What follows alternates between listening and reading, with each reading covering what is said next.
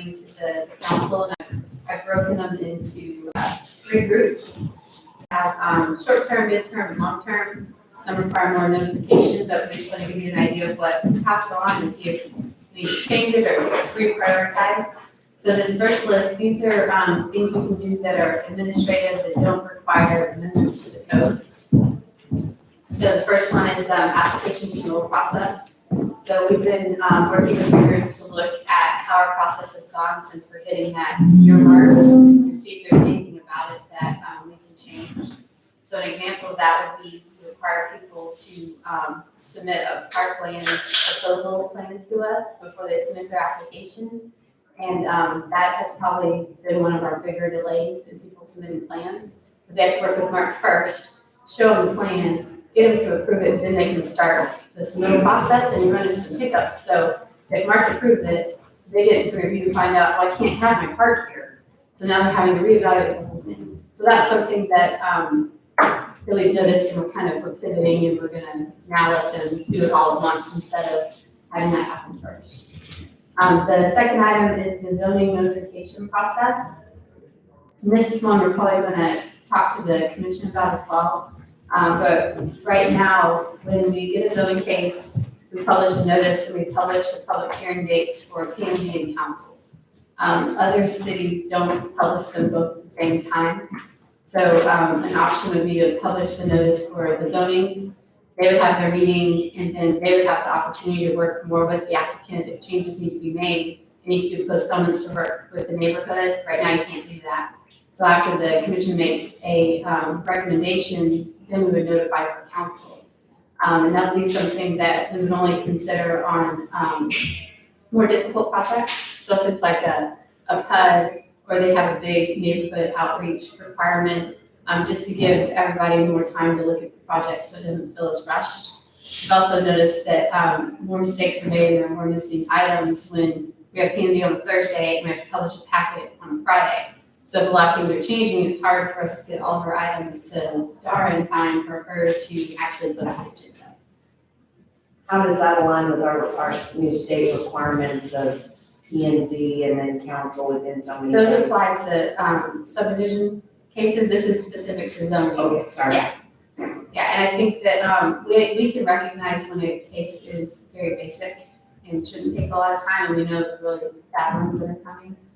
So we're gonna look at maybe switching that. We had that happen last week where, or I guess it's been 2 weeks ago, where the commission wanted the applicant to make some changes, and then they depended on the staff. Well, we don't know everything they want to do, so we kind of had to wing it, and I think they were disappointed in some of the things that we did move forward with. So this would give them more ability to work with them. I think it would help with that process. So that's those two are kind of combined. We're going to start providing an economic analysis for zoning cases, so that'll come in with our updated planning analysis. That one will probably be easier when we have a PUD, right, Rick, when it's like a specific case. Because if you have just general commercial zoning, that could be all kinds of things. It could be a restaurant, it could be office warehouse. So it's hard to pinpoint what the impact would be.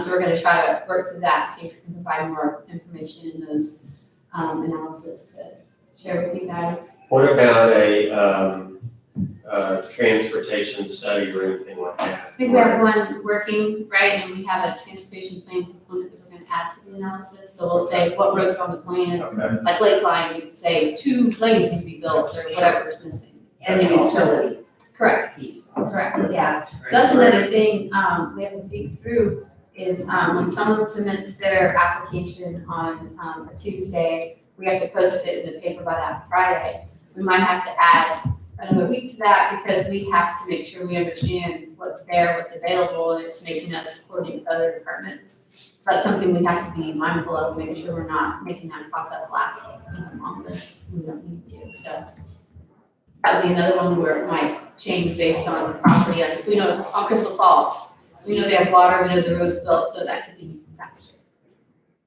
So the next one, we're gonna start our survey process up again.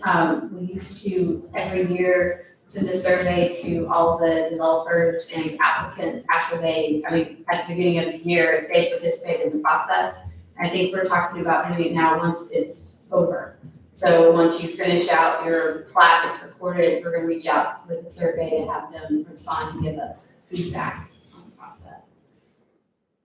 The next one is, we wanna start hosting a development forum to discuss projects and ordinance changes.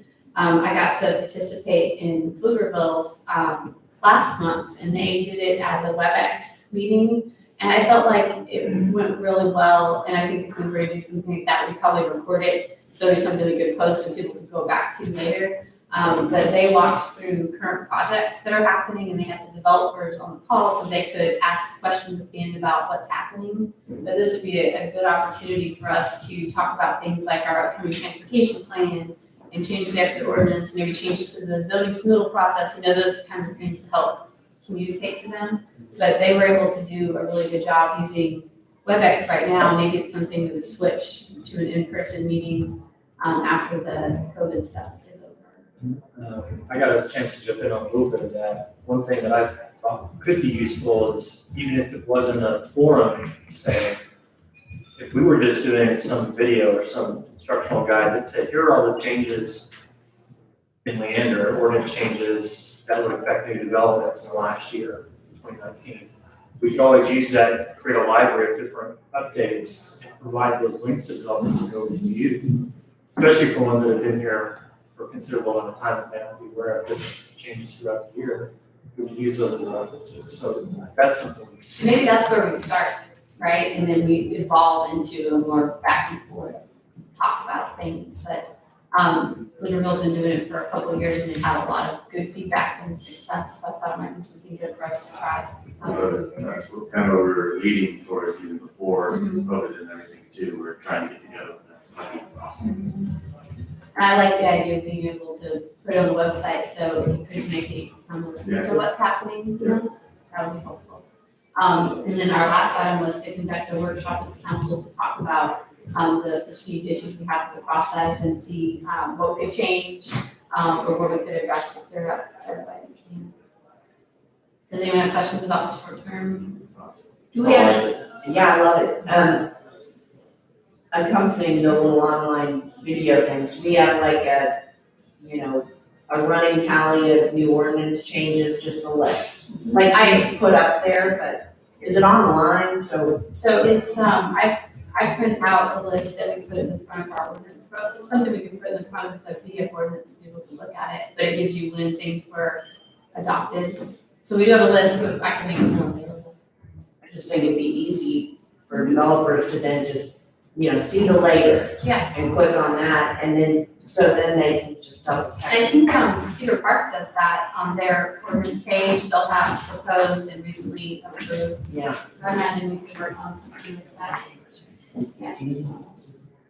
Okay, so our midterm goals.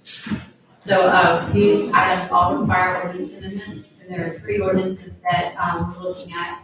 And I have a bigger list than this. I just kind of included the highlights. So there's some things too that aren't on the list. We're going to work on updating the zoning ordinance to include short-term rentals. That's something that our ordinance is silent, and we apply hotel requirements. And Paige advised me that maybe we should come up with something else.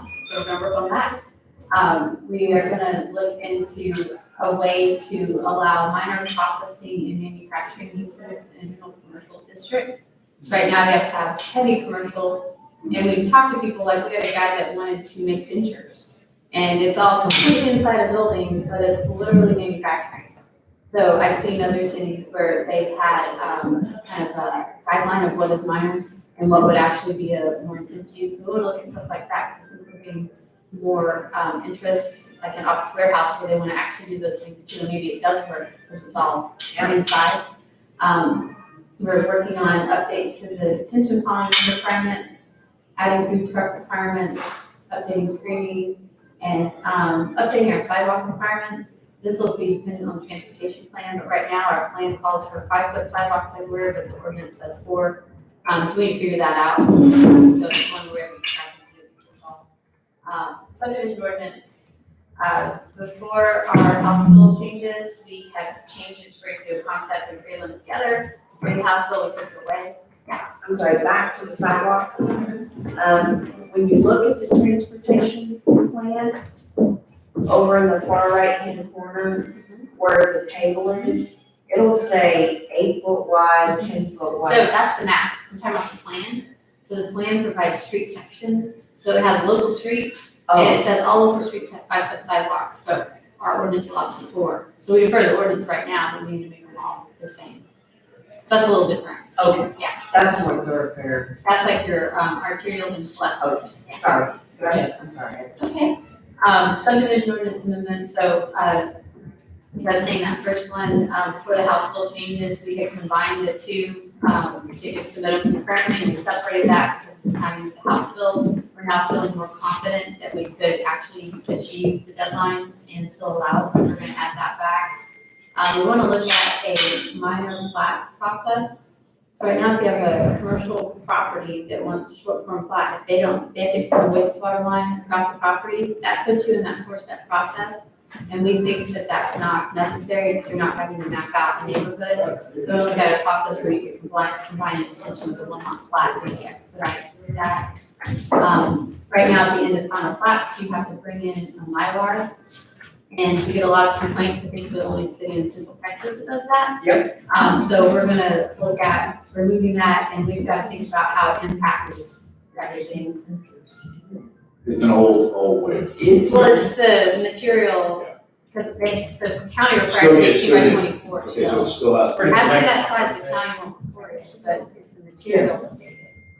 And the stuff, if they don't use the right ink, it flecks off, so it's really not preserving it in the way it's supposed to. And then the last thing for subdivision, we want to clarify timeline to complete park improvements. So when you do single family, they have to dedicate a certain amount of parkland, and they have to put improvements in the parkland. And you can get pretty far down the process before the improvements are considered. So we want to make sure we're on track and they're happening and the residents can use them and they're not forgotten in the process. Sign ordinance, we met with the stakeholder group and we've come up with some ideas for adding more flexibility to the sign ordinance. And that'll probably be in the next couple months that comes forward. The update to provide relaxations for standards during emergency situations, that'll be first. So that'll be a faster amendment that comes in. Do you have questions about these? No, that's great. And then long-term, these are the ones that take time. So our first one is we really want to launch the InterGov software. So we feel like it will help all of our different departments work together. And it'll expedite our process, but it's one that takes some time. So it's probably 9 months to a year to get it launched and everything straight. Does that replace the My Permit? Correct, yeah.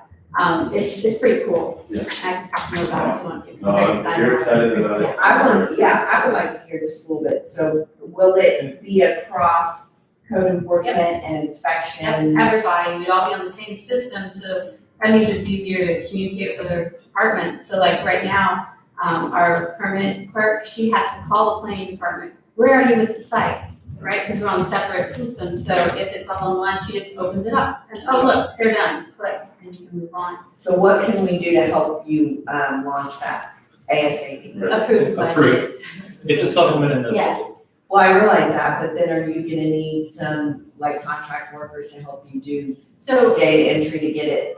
they will convert the My Permit Now data into this system. I think that's part of the time. That's the part, like, that was a big concern. We did not want to switch if we couldn't keep all of our old data. Right. But they have a way to report it into their system, so that they say they can do it. Easier than when I switch cell phones? I hope so. I hate switching cell phones. Is that like a 24-hour process or? To convert it, it probably takes a little longer than that. I'd have to find out. But it's one where if council is agreeable to the supplement, we'd be able to start the process with them while we're still approving the budget. We'd have to talk to Robert, but he's got a list of things. It's a big it would be a very large transition with the data that we currently have, and then what we would be trained to do to input the new data. And there's no shutdown involved? No. And I think the really cool part is, Intergov is a, damn Encode, and that is who we used before my permit. Now we lost all that data, and they can actually get that data back. So I thought that was neat to look at some of the history. Wow. It won't necessarily have all the scanned plans, but it'll have addresses and when permits were issued and some of that valuable information that we have to go hunt for And now. that's how much is it roughly through the full transition? I think it was something like that. And then, 322,000. then it's like It's not cheap. 20 to 30 more a year compared to my permit now. I think it's worth it. It's gonna be- Absolutely. And actually, the cool part, in my opinion, you get a map that's gonna be on our website and it shows interactive. So if I'm like, hey, my neighbor's doing something, you can click on the property, it says, hey, they're building a pool, they have a permit for this. So And they don't have to call me. So we use, This is for, it's yeah, automated, the difference is we use several different kinds of methods of doing that. One of them is Google Maps, where you Yeah. use tooltips and drop little pins, but it's not integrated with the data. That's in the That's all manually done. This was More of a single entry. this one's like, if I go in to apply for a permit, it's linked to our GIS, so it's associated with a map. So it locates it, it knows the plat name and the lot Maps number, and the maps. date was recorded, I mean, it just, Technology. I know, It's amazing. but I won't remember. All year long. Yeah, and Christmas, whatever. Let's say trick or treat, that's close. There you go, there you go. So the next one, we're gonna start, the engagement process with COD property owners to talk about, options related to the smart code. We're making a list right now, trying to figure out what could actually be developed in the smart code today with what's remaining. And then, I think our next step would be to talk to them about what changes, we can make, or do they wanna just apply for a PUD and get a different type of zoning, because they may not know what's happening. So that was something we would look at. And then, last one is implementing the comprehensive plan. So that's one, that is supposed to be completed by the end of the year. And we've recently received a lot of feedback from the committee members where they would like for us to stop and take a pause because they feel like we're not engaging well with the public because of COVID, because we're not having open houses and they're not able to meet in person with the committee. So that's something we're trying to figure out, like, should we stop a couple months and pick it back up? I would also like council to be looped in a little bit. We haven't seen anything, read anything. So I sent you all the chapters, the first two chapters at the last meeting, and then we have, maps that I can send out next week. Okay. It's just as fast as they get it to us, but they're making a lot of progress right now. Well, not having a plan B for the September open house, because not having any open houses, Yeah. we only had two One, scheduled. yeah, And, that's good, yeah. We've already had one, so to say we're not having open houses, they're not having meetings in person. For the open houses, there's only one more scheduled in September. Not having a plan B makes it a little nervous. They said they could do it all online, and I just think that's hard. I think people like to come in and interact with the maps and the people and talk, and I think that's valuable. My concern though, and I've seen some of the emails, is just once you start thinking about the timeline, it really starts to, I mean, I think it really starts to, we could be into next year before. Oh, for sure. Yeah, I mean, We just have to decide what's important. Do we want to There finish it in the year and do it quickly and do it like over the phone, or do we want to push it back a couple months and there have are a some, public meeting? there's some unknowns about Yeah. how long it will pause. We did start that second survey process. I don't know how the feedback's been. We're getting about 300 to 400 responses for each of the weekly surveys. Now, those may be overlap responses from the same participant. I'm sure they are. But it's more feedback on very specific questions to topics that are an expansion of what we cover in the open houses, of what we cover in some introductions, especially with the committee. So these are sort of open-ended questions that the committee has had that we're now getting good feedback for outside of the committee. I do think some of them, they included more space to actually say your feelings instead of just clicking buttons. So you can actually write something out if you want to provide different kind of feedback. Yeah, so folks can give open-ended answers, comment answers to certain questions. It's not just a place a dot on on a map section. So it's a little bit different. They're just trying different approaches to get feedback. And these are specifically targeted to certain topics of focus for each sector that they're trying to cover. So we're getting feedback right now from some of the committee that we voted on and placed there, saying, hey, we're a little bit concerned about the situation. Staff's opinion is, you have a couple questions, and are you in agreement with that? That there's maybe stuff that's not being considered because it feels rushed? I don't know if it's that it's not being considered, but when I've been participating in the CPAC meetings, it feels like you have two people that are really vocal and they talk a lot. Right. When you have the in-person meeting, I feel like more people actually talk. So it feels kind of monopolized when it's on the phone. But that being said, at our latest one, one of the key people that spoke last time didn't come, and a new person just kind of filled the spot. Sure. So I don't know if people are uncomfortable saying their opinion or what. So I guess if there was any, so I don't think there should be like an open-ended, let's just wait till this thing's over, then we try to figure it That could out. be. That would be completely boring. But is there a reasonable amount of time to be there? And also with our contract with CAP, what's their opinion on that too? Like as far as starting and stopping or slowing down for a minute to buy a little bit of buffer? I can look at the contract. My concern, Hang on one second. Couldn't these individuals schedule time via Zoom meeting or a phone call with Pat?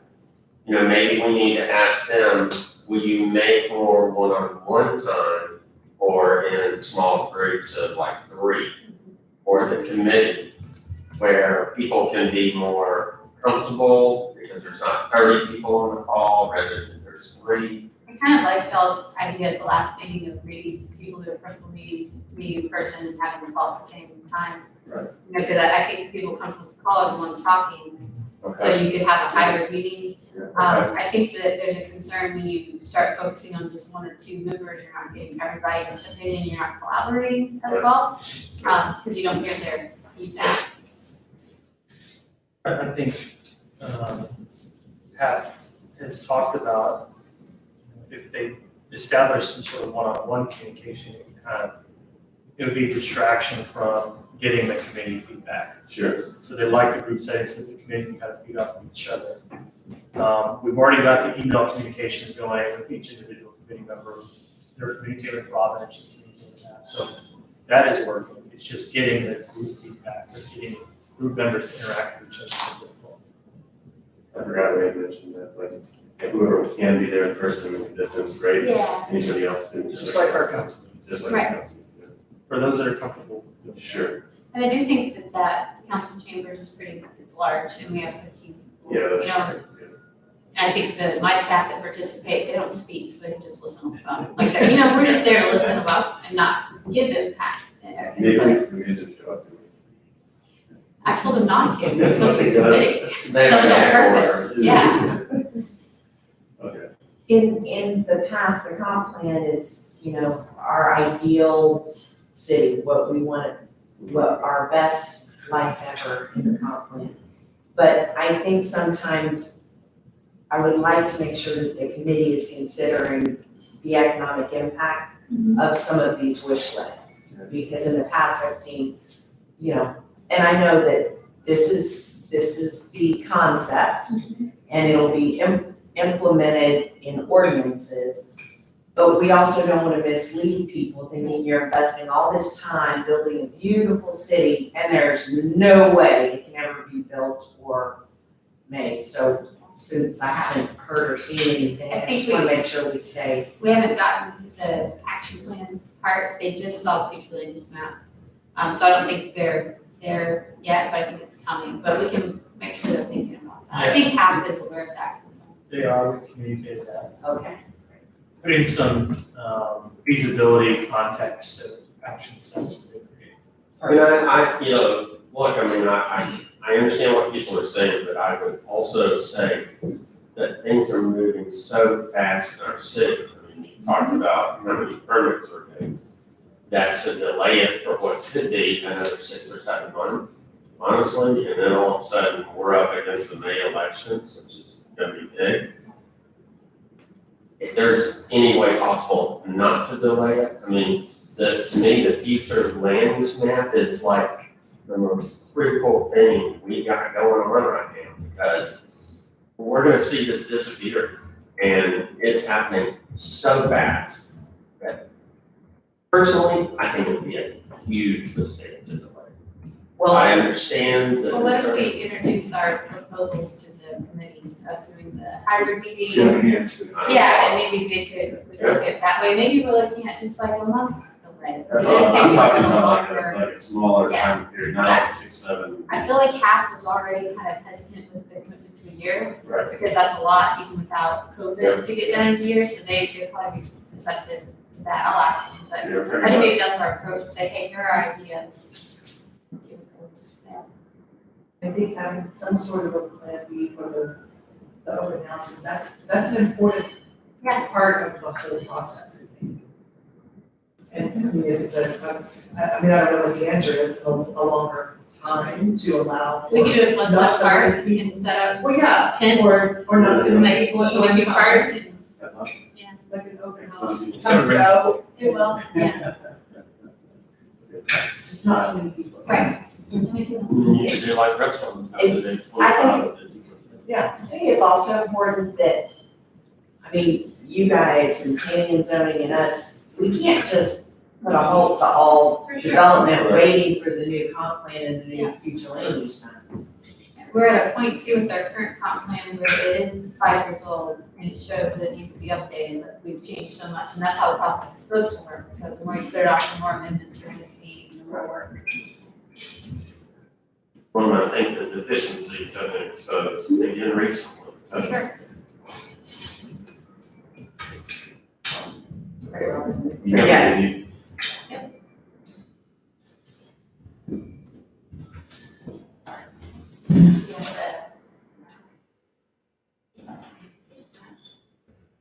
Okay, so item 7, annexation agreement. It's not, oh, might be, but may not be the pretty.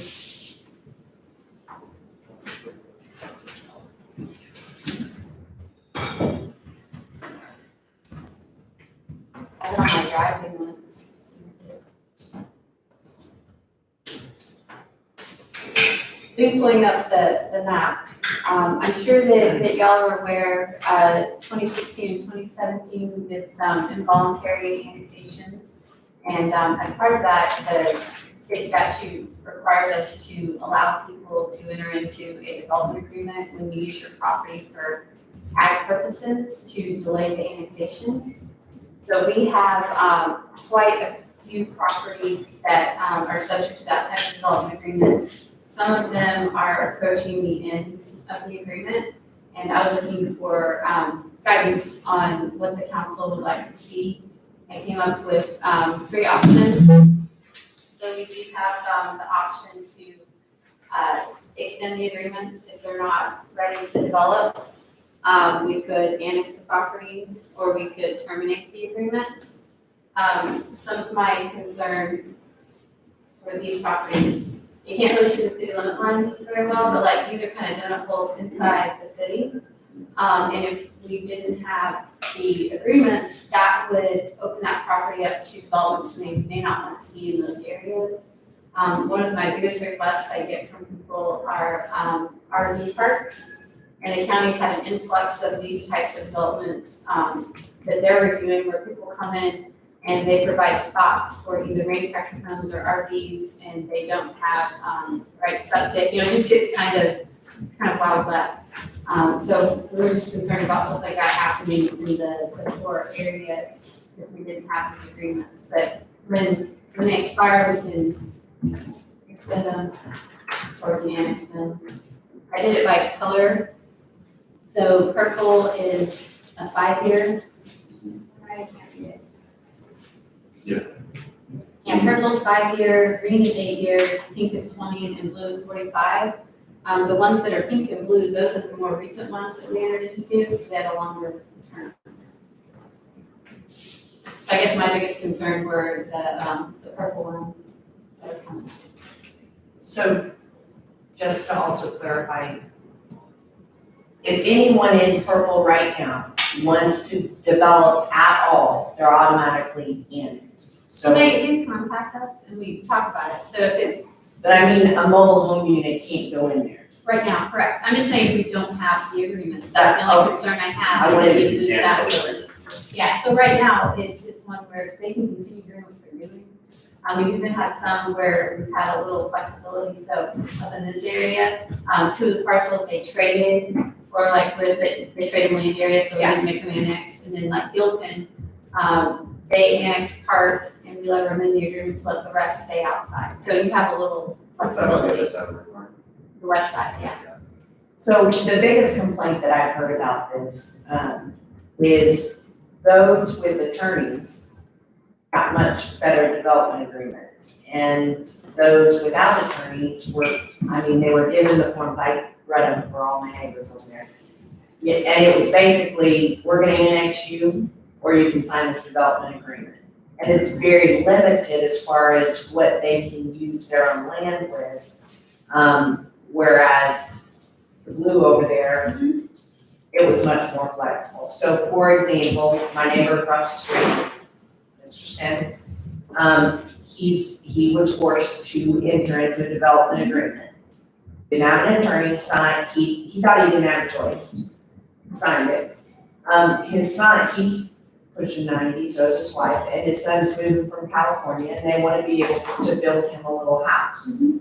Currently, you can't do that under their version of it, but under the blue guys, the guys with attorneys, they have a whole list of things that they can do. So what I was hoping, just to make things a little more equitable, is if council could see what was given to the others, like a menu checklist, and if we could approve that, then you guys can extend them administratively so that each and every one doesn't have to come before council.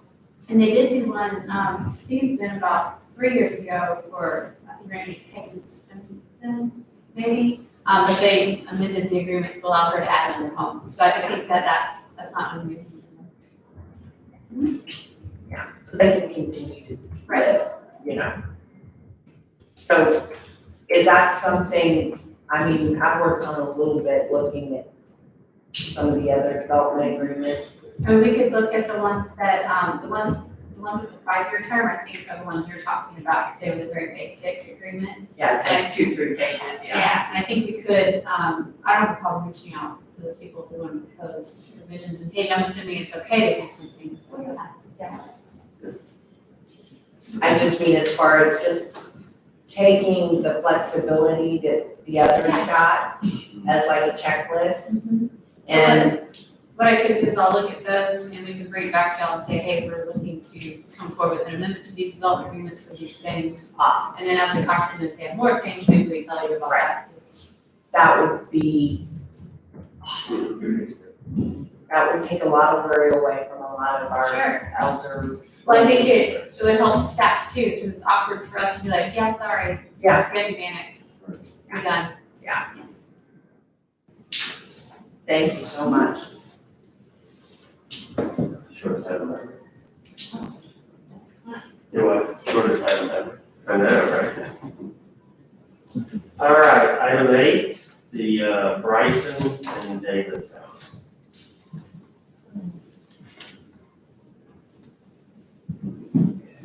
Everybody got, you know, yeah. Just got the one. Right here.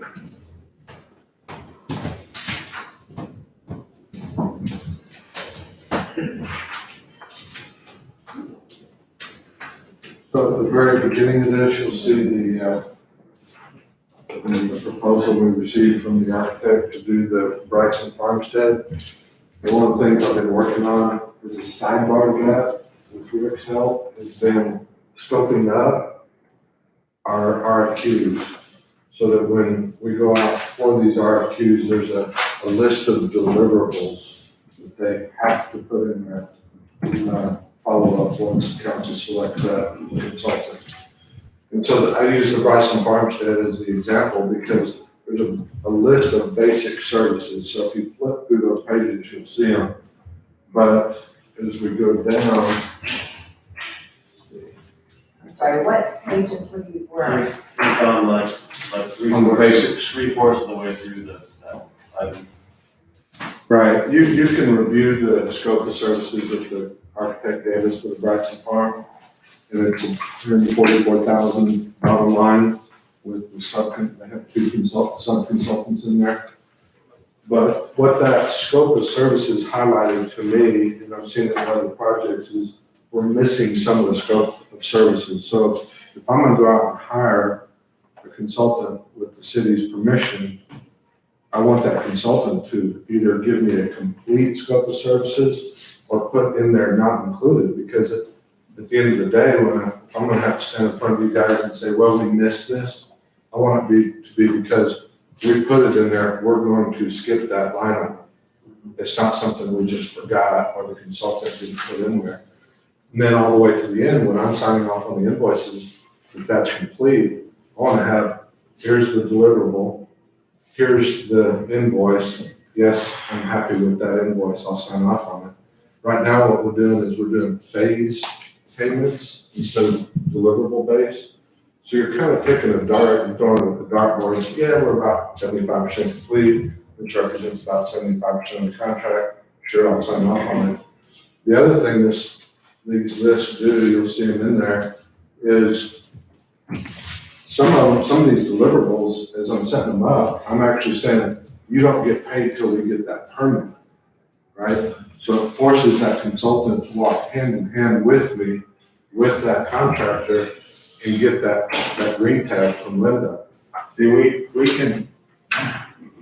need to have, you can't do percentage of completion for the task, right?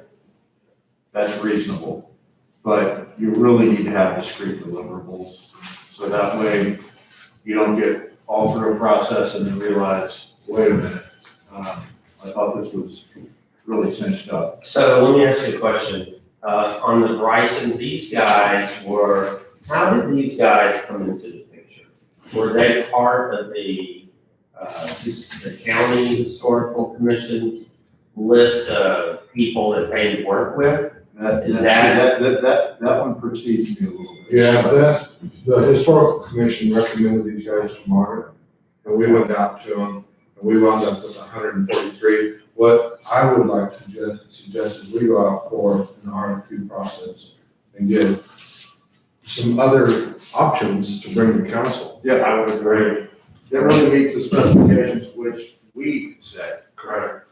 In a way that we can contract it and make sure that those deliverables, without the deliverables discreetly in there, I think you have much more points of contention down the road. Because really, I mean, I think, the basic guidelines are the same, right?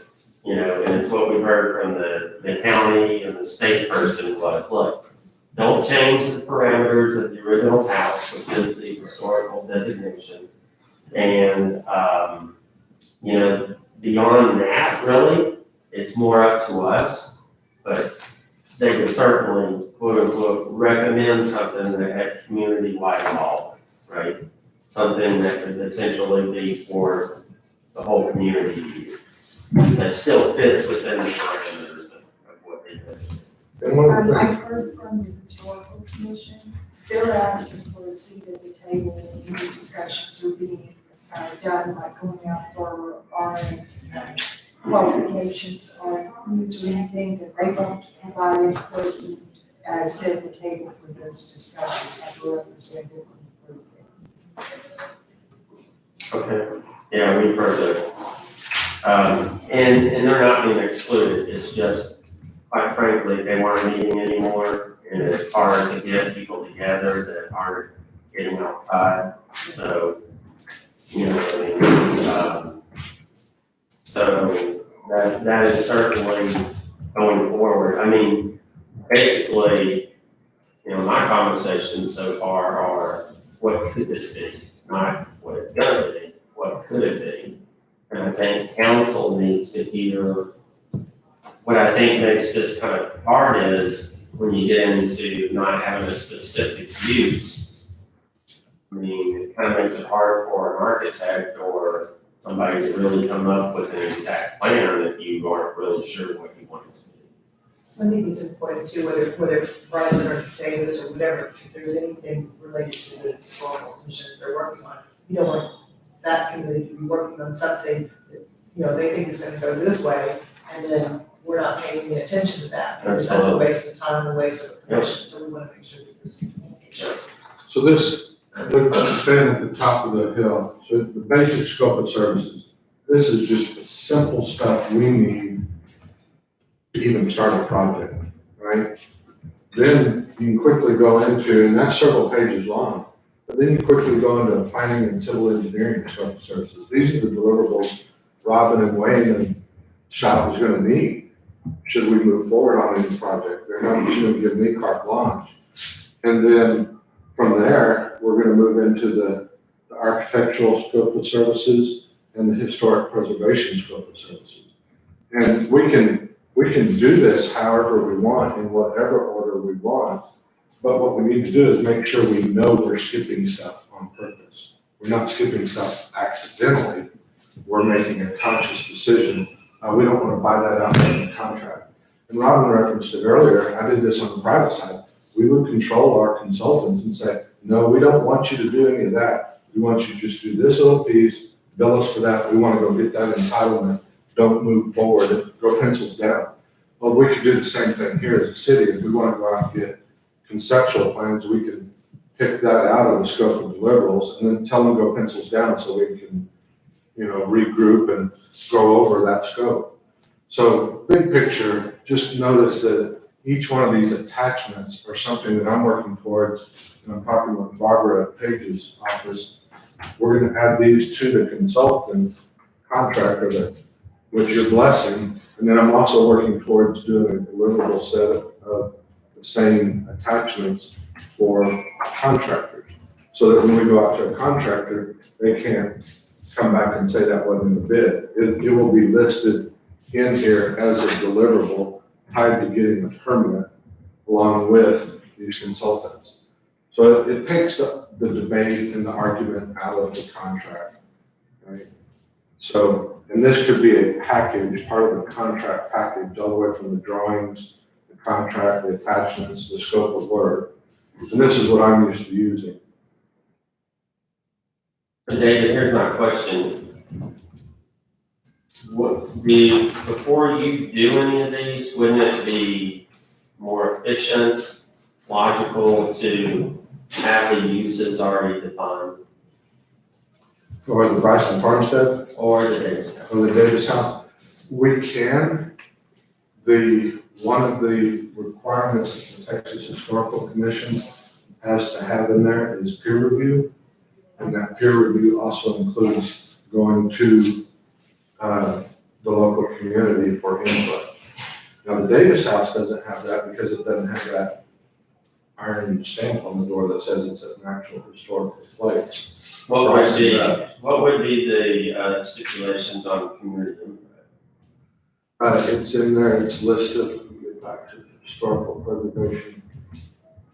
So for the the historical commission's in 3 phases, and the adaptive reuse, right?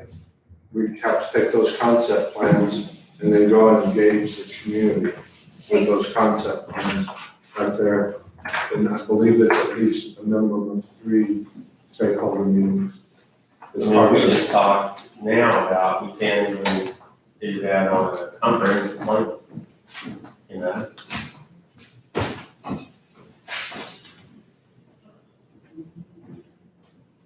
Okay, here's my concern on some of this, as the mayor's pointed out. Well, the historical preservation, but certainly the architectural consulting,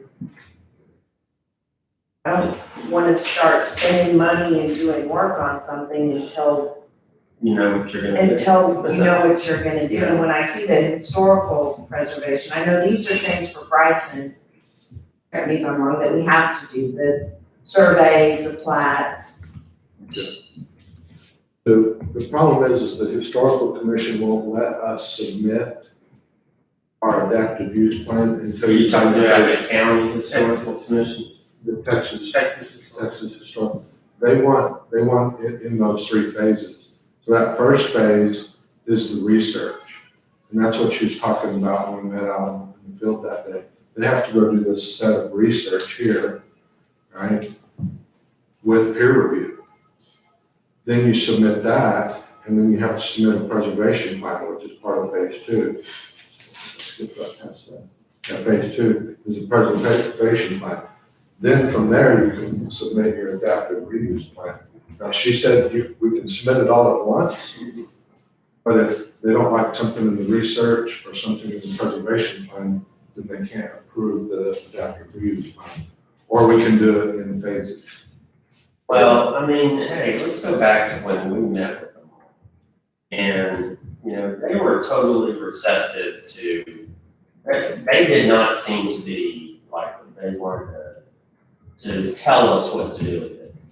It seemed to me that they were very willing to have the community decide, you know, have our town decide what we were gonna do with it. And if it had a quote unquote public use that could still preserve the building, they were fine, you know? Because I specifically threw out 3 or 4 options, you And know? I think this is just documenting that, David. Right, that's what this That's does. what I got the same takeaway. They're wide open to what we can do. What I'm trying to do is. What he's trying to do is to take those requirements and then our contracting requirements and then what we would have the consultants actually do into something where they actually have to provide deliverables to get it all, get everybody to an end product. Is that correct? Correct. That's Okay, but for example, under the phase two preservation plan and the phase three adaptive reuse, for example, they had told us, you know, yeah, you don't have to keep this section because it's, you know, built in the 70s and falling apart anyway. So under the preservation plan, spending money on repair plans and written specifications to repair structures, and then the cyclical maintenance plan on something that we know is going to be removed under phase three. So I'm trying to understand, I don't wanna waste a whole lot of time and money on some of these sections when we already have been told that, okay, we can take down this side and turn it into this, maintaining the original structure. So how do those meld so we're not wasting time and money? Well, you just gotta document right. that they aren't relevant, Correct. with the pieces that are not.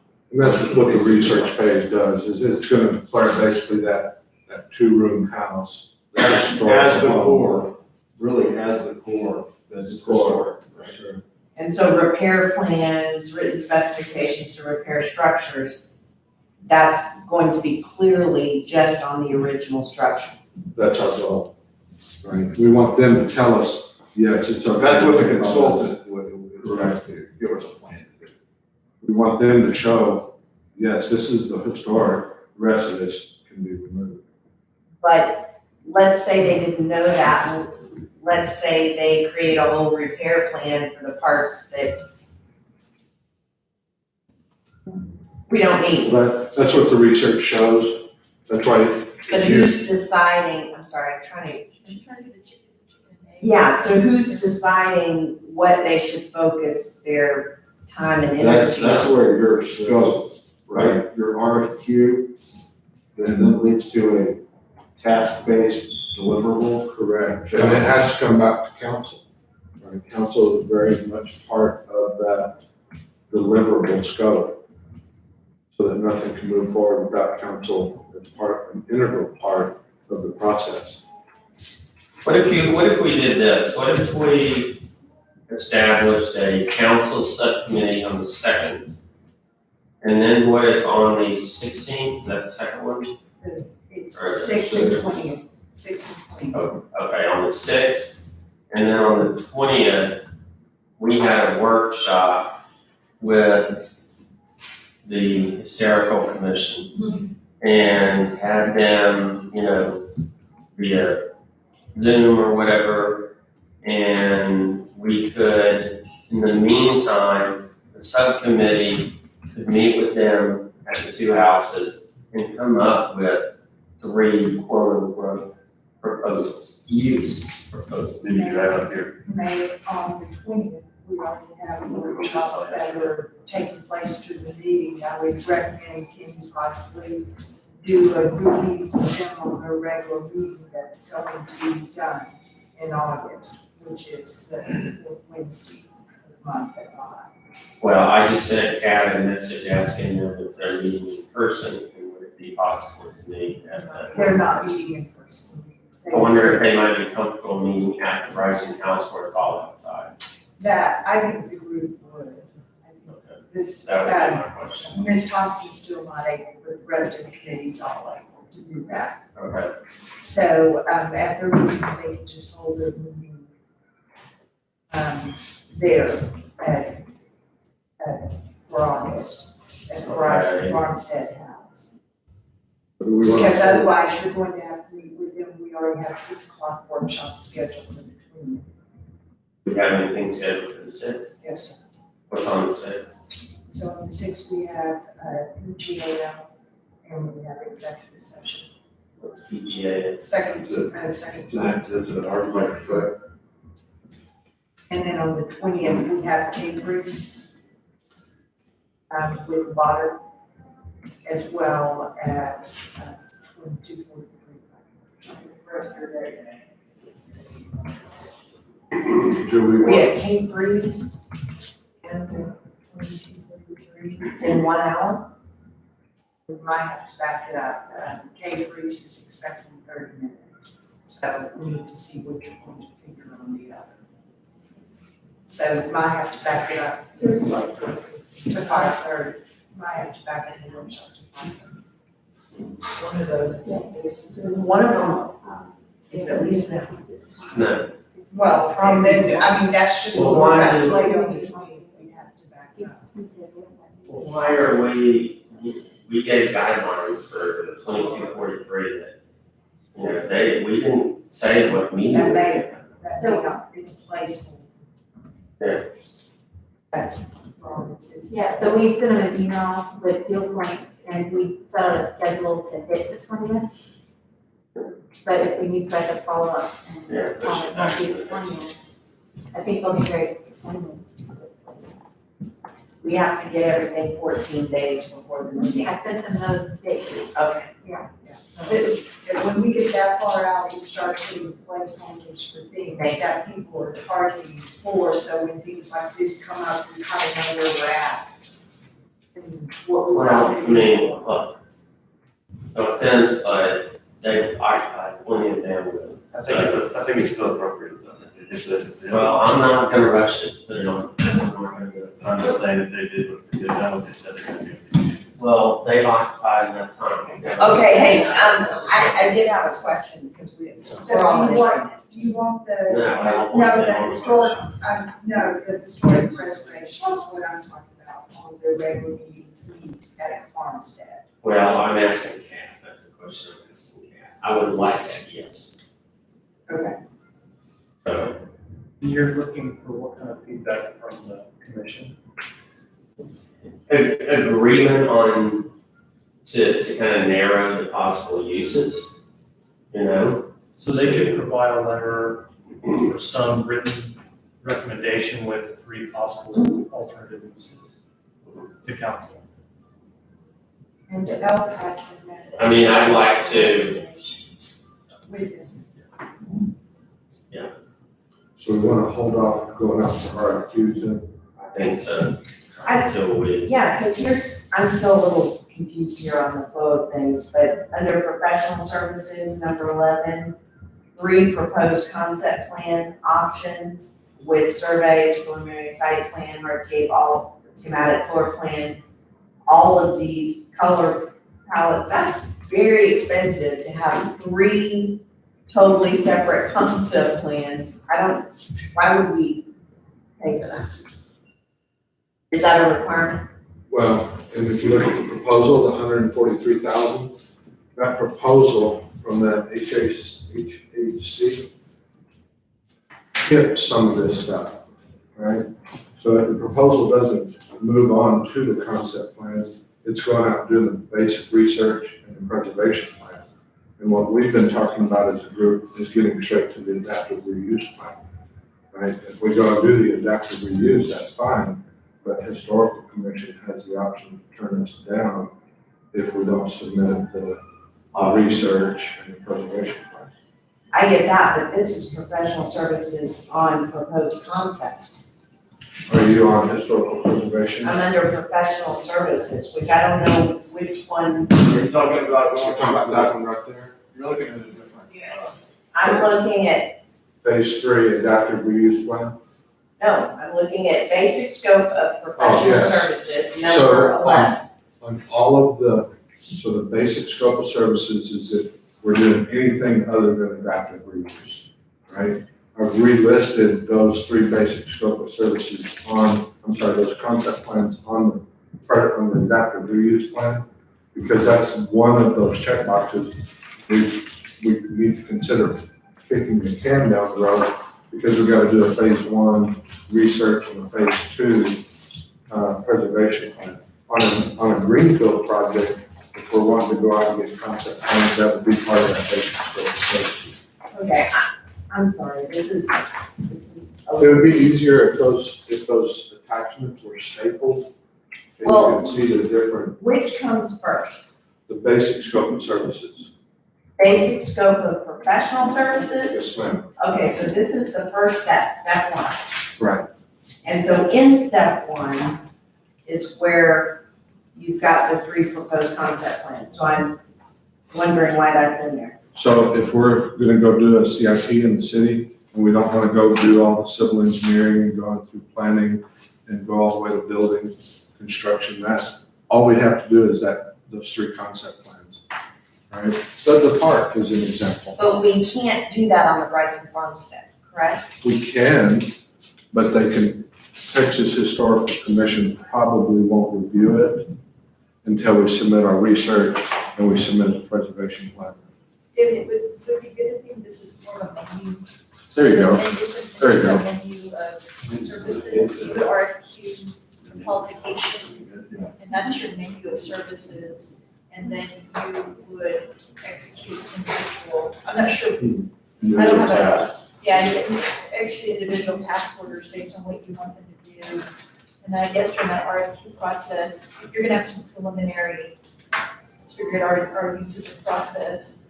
So you'll have some preliminary idea of, here's the order we wanna go on the tasks, we wanna assign to this person, I would think. And so this is the menu of, depending on how far you go down that list with that consultant, that's the menu of services that you would execute task orders with them. And I guess at some point, you're gonna have to, you do the qualifications part, but then at some point, you're gonna look at the overall pricing with that consultant to say, we know we're gonna do these things, so we need pricing around this.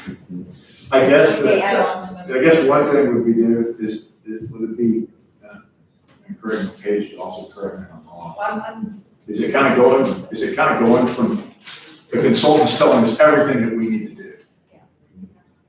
They make a proposal for all these things, some of which may not check all the boxes, both what the city wants to do, or in some regard, maybe what the historic commission would need for us to get to a final product.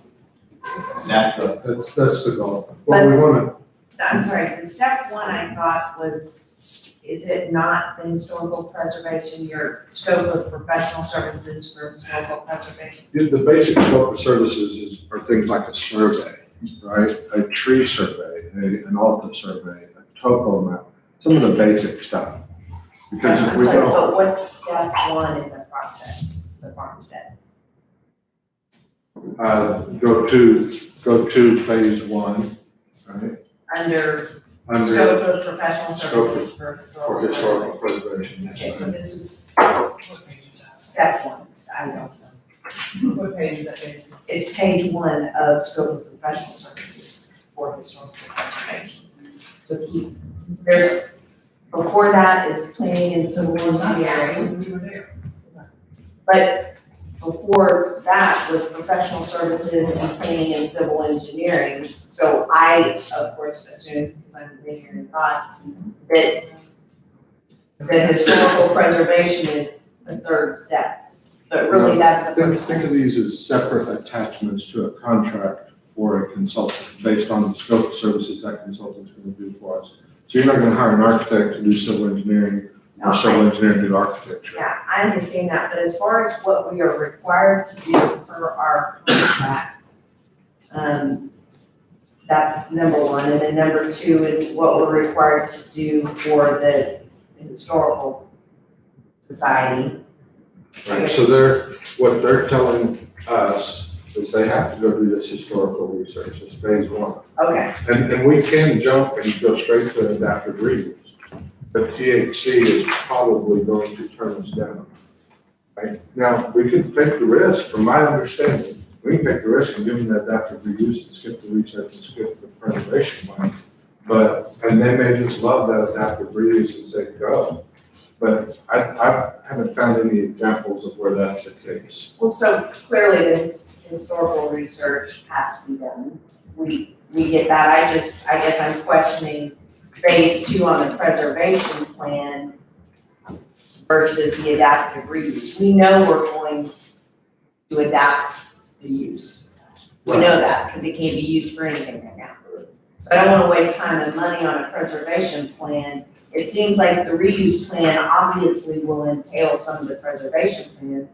I don't wanna spend time and money on structures and surveying if we're talking about redoing the core and adding on to the back.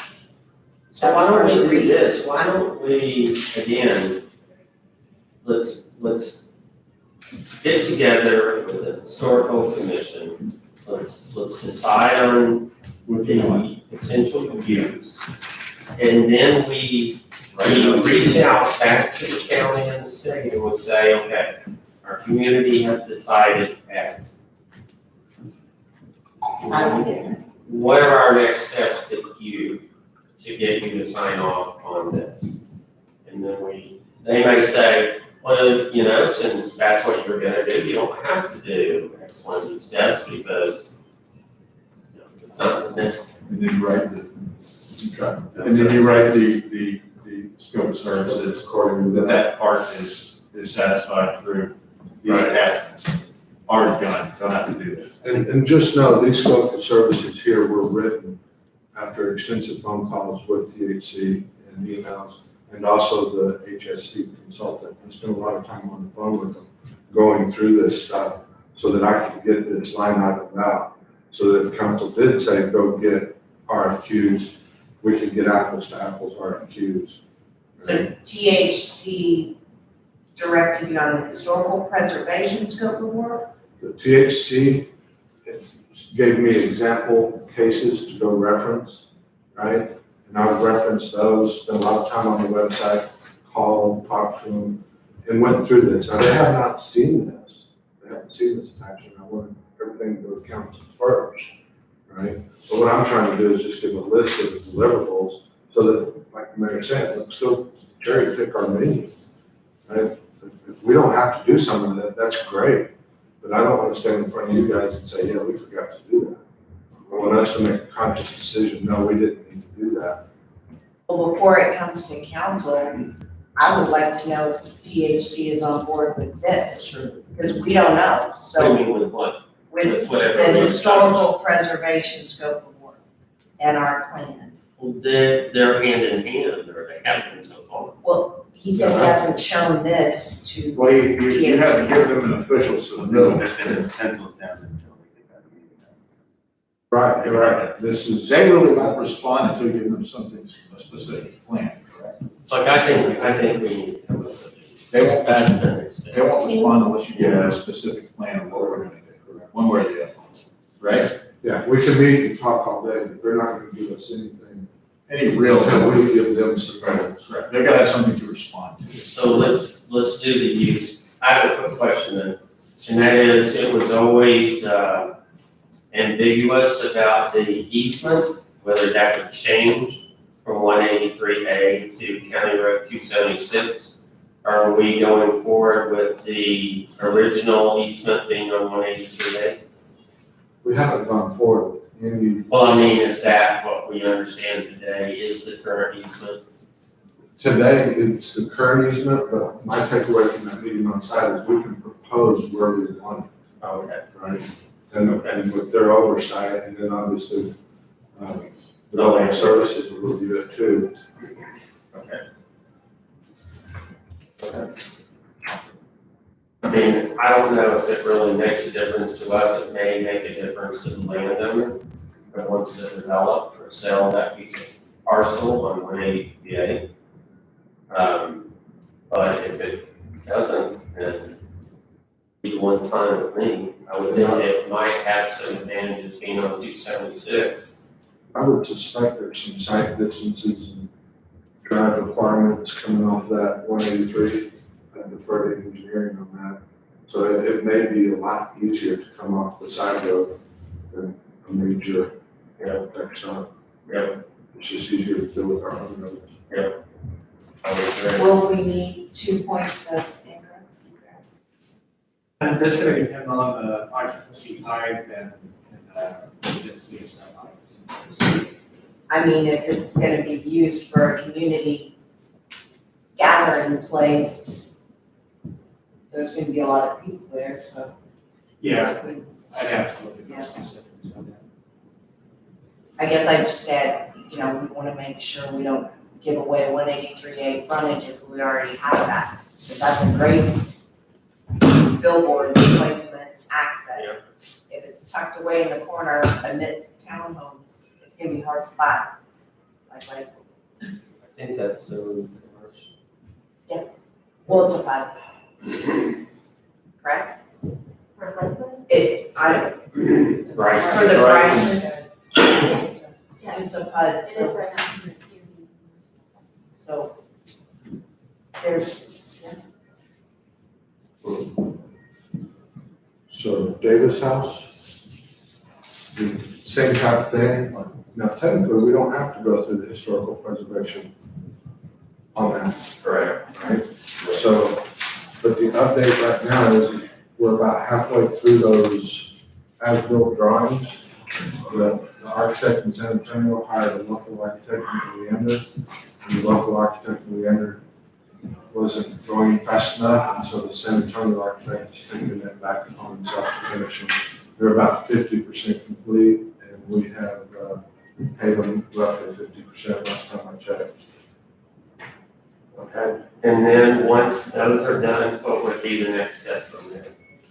We could go through the basic scope of services, right? And the first thing we need to do, I believe, is that lot between the Davis House and the Chamber of Commerce, it's all one lot. So if we want to subdivide that lot, then we need to go through that subdivision process. It's part of the Davis House. I believe so, my drawing is different. What's part of the house? The lot, The divides between Davis. It's not, so in Old Town, all the lots are really skinny, and the buildings are centered on a couple lots, that should be separate, but okay, we can double check the plat. okay. So, but we'd have to go through that basic scope of services and then go through the civil planning scope. So we hire a consultant, take it as far as we want, or we, I guess you'd sell a piece of property, but there's a process that we have to follow through there too. so back to the Davis House, the HIS design group. How much money did we approve for them to do the as-built and the survey? We haven't approved any money for them to do this. This would have to come to council if you want to execute that contract. I'm sorry, it says in December 2019, council authorized preparation of the as-built drawing. Yeah, that was gonna be the first step with the guy from the Texas Historical Commission or whatever, out of, San It says Antonio. 50% of this, am I looking at it? Charles Davis and those. 50%. Since it- And so I'm just asking how much did we already spend? And Oh, half of that, sorry, yeah, sorry, yes, half of that, half of what? of the as-built one. This is whatever we figured out on that. What is that total there? There's no total. So it was like 20,000. 20,000, something like that. I mean, it wasn't much, but it was because we didn't have any schematics of how we can do anything. Right until we got to Sell something, sell it, whatever you're gonna do to go. it's gonna have to happen. So I think the next thing is to finish those, and then we kind of have the same discussion about the Davis house, as the pricing, and that is, you know, we have to come up with a use. I'm sorry, David, did you say that HIS is not able to finish this and we have to go back out to RFQ? No. The San Antonio architect, is going to finish the drawings himself. Okay, and when is that again? He said 2 weeks on the phone, but I couldn't get him to send me an email to confirm that. Okay. Right, we're bumping up against the clock, but we have a plan of action on the Bryson house. Sure. Now, I still like the idea of a council subcommittee, that we could establish towards both or just the Davis house, but the Davis house is a different equation because there's no money already set aside for that. So it's a heavier lift, in my opinion. Yeah. The other one is we can all agree on a community-wide, amenity that would benefit everybody, and If you're gonna do me, I don't know why they would tell people that's what you're looking for, I don't know. Yeah. Okay. Well, then on the 6th, we'll do a subcommittee of council subcommittee. Proposal individually. Yeah, well, for both. One committee can help with both. Okay, got it. Is everybody okay with that? Yeah, all right, thank you very much, staff, we appreciate it, you did a great job. We have some go forwards, and I think, we have a little bit better understanding of council and staff's ask, so I think it was very good, I appreciate everybody's efforts in doing this, and, I thought it was good. Yeah, thank you all very much. And please tell everyone else who participated, thank you very much. All right, Travis, 12:04. Thank you.